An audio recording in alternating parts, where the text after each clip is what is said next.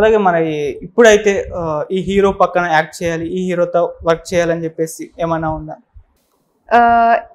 As a lead అనట్లేదు నేను, కానీ క్యారెక్టర్స్ లాగా అయితే I think I would really want to work with Prabhas garu, Venkatesh గారితో అసలు ఇప్పుడు దాకా నేను చేయలేదు. ఆపర్చునిటీ వచ్చింది కానీ అది మిస్ అయిపోయింది చిన్నప్పుడు. సో వెంకటేష్ గారితో చేయలేదు, ఆయనతో అండ్ ఎన్టీఆర్ గారితో కూడా నాకు చేయాలని. ప్రభాస్ గారితో ఏక్ నిరంజన్ చేశాను. ఏక్ నిరంజన్ తర్వాత మళ్ళీ కలవలేదు ప్రభాస్ గారిని. That was my last time. I mean ఆయన్ని కలవడం, ఆయనతో వర్క్ చేయడం. సో మళ్ళీ ఆయనతో ఏదైనా ప్రాజెక్ట్ లో వర్క్ చేయాలని అయితే. ఎలా ఉండేవారు సెట్ లో ఆయన? హీస్ వెరీ ఫ్రెండ్లీ అండి, చాలా అంటే కిడ్ లానే ఉంటారు. మేమందరం ఒక 10 to 11 కిడ్స్ ఉండేవాళ్ళం ఆ షూట్ ఏక్ నిరంజన్ టైంలో. కంగనా మ్యామ్, ప్రభాస్ గారు, మేమందరం ఒక దగ్గర కూర్చొని ఆడుకునే వాళ్ళము. అండ్ ఆయన ఎప్పుడు మాకు చాక్లెట్స్ ఇస్తూ ఉండేవాళ్ళు. So it's very friendly. Okay. So ఇద్దరు పాన్ ఇండియన్ స్టార్స్, కంగనా గారు, ప్రభాస్ గారు. మీరు అప్పుడు వర్క్ చేశారు, మళ్ళీ కలిసే ఛాన్స్ రాలేదు వాళ్ళతో? కలిసే ఛాన్స్ రాలేదు. అంటే నేను కలవడం కూడా ఏదైనా ఫిల్మ్ ద్వారా కలిసి మాట్లాడితేనే బాగుండు అనే దాంట్లో ఉన్నా నేను. అంటే పర్సనల్ గా కూడా కలిసే ఛాన్స్, ఆ కనెక్షన్ అయితే లేదు. ప్రభాస్ గారిని కలిసే కనెక్షన్ అయితే ఇంకా లేదు. కానీ హోప్ఫుల్లీ ఏదైనా ఫ్యూచర్ లో ఛాన్స్ వస్తే బాగుంటుంది. ఓకే. సో ఎక్కువ మీ రోల్స్ చైల్డ్ ఆర్టిస్ట్ గా చూసుకుంటే డిగ్లామరే ఉంటాయి, అంటే పల్లెటూరు అటాయిలో. సో ఇప్పుడే హీరోయిన్ గా పరిచయం అయ్యారు కాబట్టి మేకప్ వేసుకునే ఛాన్స్ వచ్చింది. డిగ్లామర్ కూడా, అది కూడా makeup, it's kind of makeup, కానీ కొంచెం తక్కువ చేస్తున్నారు అంతే కలర్. కానీ I think makeup was never my concern అండి. అంటే నాకు క్యారెక్టర్ ఒకటి ఇస్తే నాకు ఆ క్యారెక్టర్ నచ్చితే నేను చేస్తాను. అంటే ఇంత డార్క్ చేసి ఇంత డార్క్ ఎందుకు చేస్తారు, ఇంట్లో గలీజ్ కనిపిస్తుంది అనే థాట్ నాకు ఎప్పుడు లేకుండా. ఎందుకంటే అలా అది మనం ఇది బాగాలేదు అని అనుకుంటే గనక మనం ఒక కంప్లీట్ ఒక జనాల్నే కించపరిచినట్టు అవుతుంది. Because there are people who are in dark shade, కానీ they are beautiful in their own way. So నేను ఎప్పుడు కూడా క్యారెక్టర్ పరంగా వెళ్తాను, కానీ ఇలా ఒక ఇది హెవీ మేకప్ ఉండాలి అని అయితే నేను ఆలోచించలేదు. కానీ చేంజ్ కోసం అయితే నేను కోరుకున్నాను. అంటే యూనో ఏదైనా ఒక సిటీ క్యారెక్టర్, ఒక పాష్ గర్ల్ కింద ఒక క్యారెక్టర్ వేస్తే బాగుండని చెప్పి చేంజ్ కోసం అయితే కోరుకున్నాను. ఇప్పటి వరకు అటువంటి రోల్ అయితే రాలేదు. నేను రీసెంట్ గా అంటే డీ గ్లామర్ పాష్ అని చెప్పట్లేదు, కానీ నార్మల్ సిటీ గర్ల్ లాగా అయితే కనిపించాను. యూవి క్రియేషన్స్ లో మా నాన్న సూపర్ హీరో అనే ఒక ఫిల్మ్ టైటిల్ లాంచ్ అయింది సుధీర్ బాబు గారిది. అందులో I played important character. So ఆ ఫిల్మ్ రిలీజ్ అయితే మీకు తెలుస్తుంది. It's not like village character అయితే కాదు అది, it is in the city and normal college going student అనమాట. సో ఒక చేంజ్ ఓవర్ అయితే కనిపించింది. మీకు సెలబ్రిటీ క్రష్ ఎవరు? Celebrity crush right now I think it's Tollywood లో అయితే, అంటే మన టాలీవుడ్ లో అయితే సిద్ధార్థ్ గారు అని చెప్తాను నేను. సిద్ధార్థ్ గారు. అండ్ బాలీవుడ్ లో Rohit Shroff, from very long time. Rohit Shroff తను లూడో అనే ఒక సిరీస్ చేశారు, మిస్ మ్యాచ్ అనే ఒక సిరీస్ ఉంది, హిందీ యాక్టర్ ఆయన. సిద్ధార్థ్ గారు ఎందుకు అంటే బొమ్మరిల్లు నుంచి నాకు ఆయన చాలా క్యూట్ అనిపిస్తారు. అండ్ మధ్యలో ఆయన కనిపించకపోయేసరికి ఆయన అసలు అంటే సిద్ధార్థ్ గారు ఉండేవాళ్ళు కదా, he was long time crush అనేది నచ్చేవాళ్ళు నాకు, కానీ మర్చిపోయాను నేను. ఆల్ ఆఫ్ సడన్ నాకు ఇన్స్టాగ్రామ్ లో సడన్ గా ఆయన పోస్ట్ కనిపించేసరికి అప్పుడు మళ్ళీ ఫాలో అవ్వడం స్టార్ట్ చేశాను. అండ్ ఐ థింక్ ఆయన పిక్చర్స్ వల్ల కానివ్వండి, he still that same Bommarillu guy.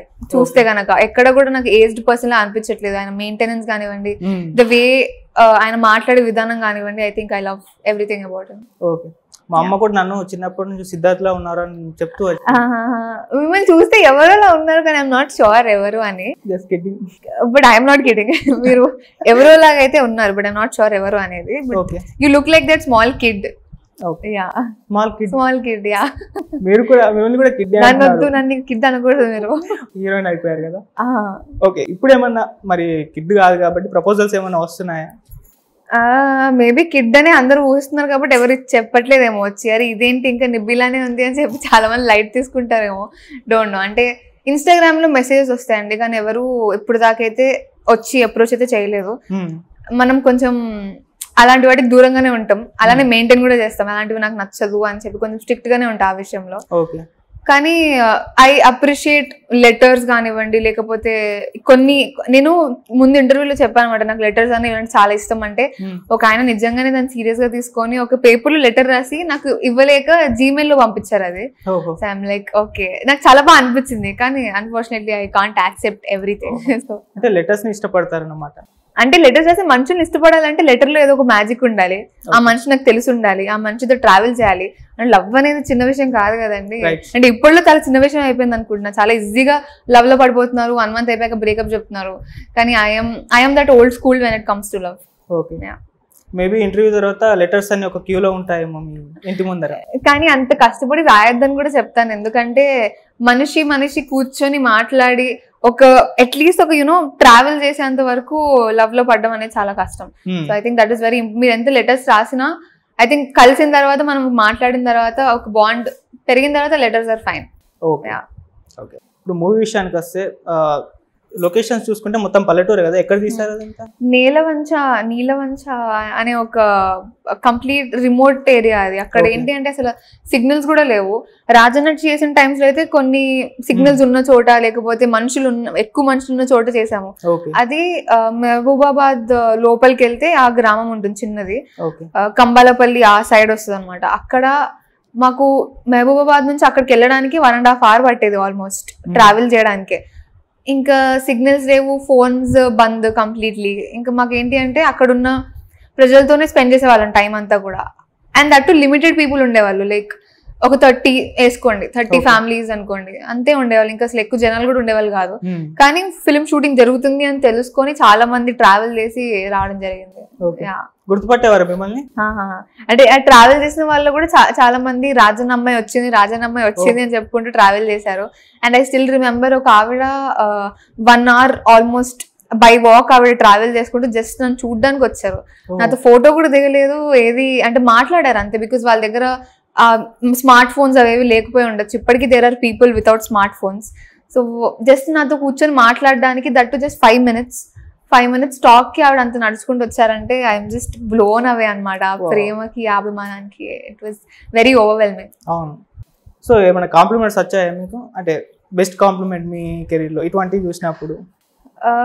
Career wise I think ఇప్పటికీ నాకు రాజమౌళి గారు చెప్పిన compliment is like for ever. అంటే మన ఇండస్ట్రీకి ఒక సావిత్రి గారు, సూర్యకాంతం గారు మళ్ళీ తిరిగి వచ్చారు అనే ఒక కాంప్లిమెంట్ ఇచ్చారు. Biggest compliment, very very biggest అండి. అంటే దాంట్లో ఉన్న ఆ పవర్ నాకు ఇప్పుడు అంటే పెద్ద అయిన తర్వాత తెలిసి వచ్చింది. చిన్నప్పుడు I didn't know what that meant. కానీ సావిత్రి గారు, సూర్యకాంతం గారు అని అందరు క్లాప్స్ కొట్టినప్పుడు ఐ ఫెల్ దట్ పవర్. అప్పుడు నేను ఇంకా ఓకే ఇదేదో చాలా గ్రేట్ అని చెప్పి ఫీల్ అయ్యాను. కానీ ఇప్పుడు ఐ థింక్ ఆ కాంప్లిమెంట్ అనేది నాలో ఇంకెప్పటికీ ఉంటది. And next I really wish Rajamouli గారిని కలిసి ఎప్పుడైనా వర్క్ చేసే ఛాన్స్ వస్తే బాగుంటుంది అనుకుంటున్నాను. సో నాలో మేము కూడా కోరుకుంటున్నాం. సో ఐ థింక్ ఆ డైరెక్టర్స్ లో ఆయన ఇచ్చిన కాంప్లిమెంట్. అండ్ దెన్ ఆడియన్స్ పరంగా వస్తే వాళ్ళ బ్లెస్సింగ్స్ అండి, వాళ్ళ blessings are the biggest compliments. అంటే చాలా మంది ఏంటి అంటే నువ్వు మా అమ్మాయివి, నువ్వు ఎంతో పైకి ఎదగాలి అని మేము మనస్ఫూర్తిగా కోరుకుంటున్నాం అని చెప్పి చాలా మంది బ్లెస్ చేశారు. అండ్ అది మనకు చాలా రేర్ గా వస్తుంది బ్లెస్సింగ్స్ అనేవి. నేను పెద్దగా సాధించింది కూడా ఏం లేదు టు బి ఆనెస్ట్, ఇంకా చాలా ఉంది చేయడానికి. కానీ ఒక్క ఫిలిం వల్ల వాళ్ళు నాకు ఇచ్చిన బ్లెస్సింగ్స్, వాళ్ళు తెలియని ఒక మంచి గురించి అంత మంచి కోరుకుంటున్నారంటే అంతకంటే మంచి కాంప్లిమెంట్ నాకేం లేదు. రాజమౌళి గారు అయితే రాజన్న మూవీలో మీ యాక్టింగ్ చూసి చెప్పారా? యాక్టింగ్ చూసే సక్సెస్ మీట్ అప్పుడు చెప్పారు. యాక్చువల్లీ నేను 2-3 months బ్యాక్ ని మళ్ళీ రాజన్న సక్సెస్ మీట్ కొట్టా అనమాట యూట్యూబ్ లో. మీకు అప్పుడు తెలిసిన సావిత్రి గారు? లేదు, ఇందాక అదే చెప్తున్నా, ఐ డెంట్ నో. అంటే బిగ్ నేమ్స్ అనేది అయితే కొంచెం ఐడియా ఉండింది, కానీ ఆ నేమ్స్ ఎంత పవర్ఫుల్, మన ఇండస్ట్రీకి వాళ్ళు ఎంత చేశారు, వాళ్ళు ఎలాంటి గొప్ప యాక్టర్స్ అనేది అంత ఐడియా లేకుండే చిన్నప్పుడు. ఇప్పుడు వచ్చిన తర్వాత అందుకే I treat it as very great compliment. నాకు తెలిసి ఆ కాంప్లిమెంట్ ఇచ్చాక మీకంటే మీ పేరెంట్స్ చాలా ప్రౌడ్ గా ఫీల్ అయ్యారు అప్పుడు. డెఫినెట్లీ. కానీ that complement keeps me going అనమాట. లైక్ రాజమౌళి గారి దగ్గర నుంచి అంత పెద్ద కాంప్లిమెంట్ వచ్చింది అంటే ఇంకా నాకు వచ్చే క్యారెక్టర్స్ లో నేను ఇంకెంత బెస్ట్ ఇవ్వాలి అని చెప్పేసి ఎవ్రీ డే ఆన్ సెట్స్ నాకు ఎప్పుడు అనిపిస్తుంటది that compliment just goes in my mind. And emotional scenes గురించి మీరు మాట్లాడుకుంటూ వస్తే, మన రాజన్న మూవీలో ఒక ఆయన చనిపోయినప్పుడు మళ్ళీ ఓరయ్య సాంగ్ లో సో ఏంటి అంత రియాలిటీగా అనిపిస్తుంది చాలా. నాకు ఐ డోంట్ నో, చిన్నప్పటి నుంచి ఈ ఏడుపు అనేది ఎప్పుడు కనెక్ట్ అయిందో నాతో నాకు గుర్తులేదు, కానీ చాలా ఇష్టం నాకు ఏడవడం ఇన్ జనరల్. నీకు ఏ ఎమోషన్ ఎక్కువ ఇష్టం అంటే ఎవరైనా అడిగితే నేను ఐ థింక్ నాకు ఏడుపు అంటే చాలా ఇష్టం అని చెప్తూ ఉంటా. ఏడవడం కూడా అంత ఈజీ కాదు, లైక్ నవ్వించడం ఏడవడం కానీ చాలా కష్టం. ఏడుపు అనేది it's been there with me. ఇప్పుడు ఫర్ ఎగ్జాంపుల్ ఓరయో సాంగ్ కానివ్వండి, లేకపోతే రాజన్నలో తాత చనిపోయిన సీన్స్ కానివ్వండి, ఆ సెట్స్ చాలా రియల్ అనిపించింది. యూనో అంటే పిన్ డ్రాప్ సైలెన్స్ ఉండేది. ఎస్పెషల్లీ ఓరయో సాంగ్ కి సెట్స్ అందరూ సైలెంట్, ఫోన్స్ సైలెంట్, ఎవ్వరు మాట్లాడేవాళ్ళు కాదు, ఓన్లీ ఆ సాంగ్ ప్లే అయ్యేది. సో అక్కడ ఆది గారి బాడీ అలా పడుకొని ఉంటే మనం రియల్ గా కనెక్ట్ అయిపోతాం. ఆయన ఆది గారు అనేది మనకు అసలు ఐడియానే ఉండదు. హిజ్ లైక్ రియల్లీ మా అన్నయ్య, మాకు తెలిసిన ఒక ఆయన అని చెప్పి కనెక్ట్ అయిపోయి ఆటోమేటిక్ వచ్చేస్తుంది ఏడుపు. ఫస్ట్ ఫ్యూ టేక్స్ అయితే నాకు లిటరలీ ఐ వాస్ క్రైయింగ్. దాని తర్వాత రోహిణి గారు కానివ్వండి, నరేష్ గారు కానివ్వండి, వాళ్ళు పర్ఫార్మ్ చేస్తున్నప్పుడు I was sitting beside the monitor. నాకు ఇంకా వర్డ్స్ రాలేదు. అంటే నాకు అప్పుడు అనిపించింది why are they that such legendary actors అని. Complete involvement. నేను చేసింది చాలా 20% వాళ్ళతో కంపేర్ చేసుకుంటే. They are like very legends. అప్పుడు అనిపించింది like to be an actor it takes so much. వాళ్ళు ఎంత ఆ న్యాచురాలిటీ అనేది బాగా క్లియర్ గా కనిపించింది. సలహాలు ఇచ్చేవారు మీకు? నాకు సలహాలు ఇచ్చేంత ఏమంటారు అంత టైం మాకు అంత దొరకలేదు. లైక్ ఇమీడియట్ గా మేము సీన్ టు సీన్ ప్రిపేర్ అయ్యే వాళ్ళము. అండ్ అప్పుడు కూడా కాంప్లిమెంట్స్ అయితే వచ్చాయి, సలహాలు రాలేదు కానీ కాంప్లిమెంట్స్ వచ్చాయి. ఓరియో సాంగ్ అప్పుడు రోహిణి మ్యామ్, నరేష్ గారు ఎప్పుడైతే మానిటర్కి వెళ్ళి చూసుకున్నారో ఐ థింక్ వాళ్ళ చూపులని నా వైపే ఉండింది. వాళ్ళు పిలిచి మరి చెప్పేవాళ్ళు, ఐ థింక్ చాలా బాగా చేసావమ్మా, చాలా న్యాచురల్ గా వచ్చింది, అలా ఏడవడం చాలా మందికి న్యాచురల్ గా రాదు, కానీ you have completely involved in to it అని చెప్పేవాళ్ళు. సో